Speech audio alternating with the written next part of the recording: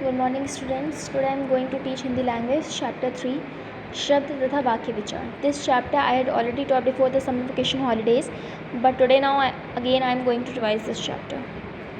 शब्द means word. एक या एक से अधिक ध्वनियों वर्णों के मेल से बने सार्थक ध्वनि समूह वर्ण इस समुदाय को शब्द कहते हैं. जैसे सा प्लस उ प्लस रा प्लस या प्लस आ इज इक्वल्स टू सूर्य. फा प्लस आ प्लस ला प्लस आ फूल. ला प्लस आ प्लस डा प्लस आ प्लस का प्लस ई लड़की. चा प्लस आ प्लस दा प्लस आ प्लस रा चंद्र. शब्दों का वर्गीकरण. शब्दों का वर्गीकरण निम्नलिखित आधारों पर किया जाता है.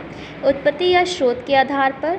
उत्पत्ति या स्रोत के आधार पर शब्दों के निम्न 4 भेद होते हैं. तत्सम शब्द, तद्भव शब्द, देशज शब्द, विदेशज शब्द. तत्सम शब्द अपने मूल रूप से प्रयोग में आने वाले संस्कृत भाषा के शब्द को तत्सम शब्द कहते हैं. जैसे दुग्ध, पुष्प, दधि, आम्र आदि.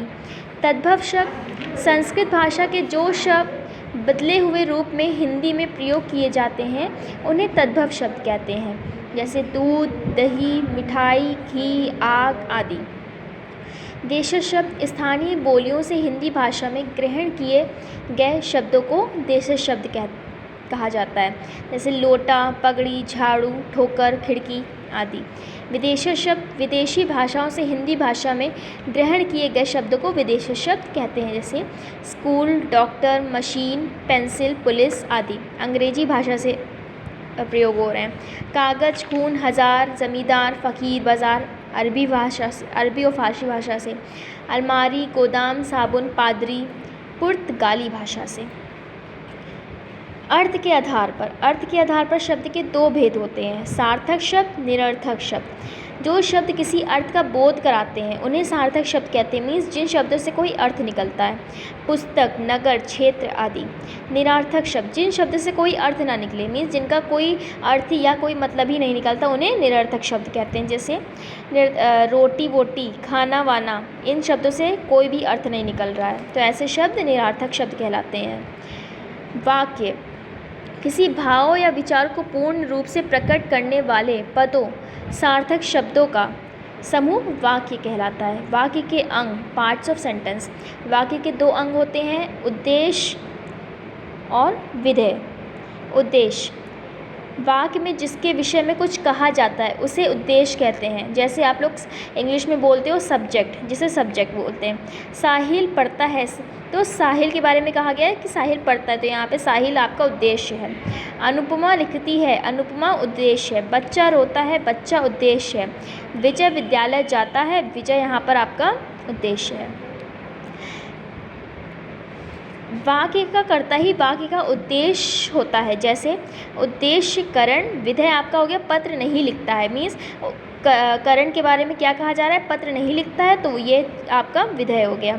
आलसी करण पत्र नहीं लिखता है. किरण का भाई करण पत्र नहीं लिखता है. नेक्स्ट आता है विधेय, जिसे आप लोग इंग्लिश में बोलते हो प्रेडिकेट. वाक्य में उद्देश्य के विषय में जो कुछ कहा जाता है उसे विधेय कहते हैं. जैसे सुहानी पुस्तक पढ़ती है, मीन्स वाक्य के बारे में जो भी कुछ कहा जा रहा है वो हमारा विधेय कहलाता है. सुहानी क्या करती है, सुहानी पुस्तक पढ़ती है. देशभक्तों ने भारत को आज़ाद कराया.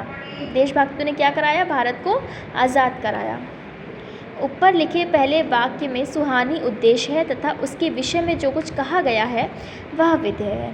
इसी तरह दूसरे वाक्य में देशभक्तों में विषय में जो कुछ देशभक्तों के विषय में जो कुछ कहा गया है वह विधेय है.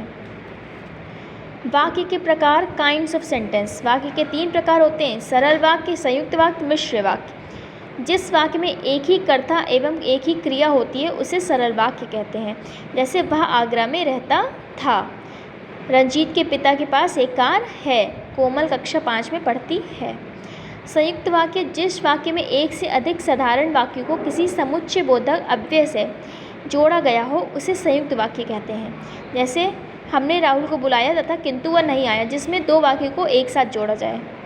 मिश्र वाक्य जिस वाक्य में एक प्रधान उपवाक्य और शेष उसके आश्रित उपवाक्य होते हैं उसे मिश्र वाक्य कहते हैं. जैसे वाक्य है आपका, मैं जानता हूँ कि तुम चोर नहीं हो। इसमें प्रधान उपवाक्य क्या हुआ कि मैं जानता हूँ, मीन्स मुझे पता है। एंड आश्रित उपवाक्य क्या हुआ कि तुम चोर नहीं हो। Thank you.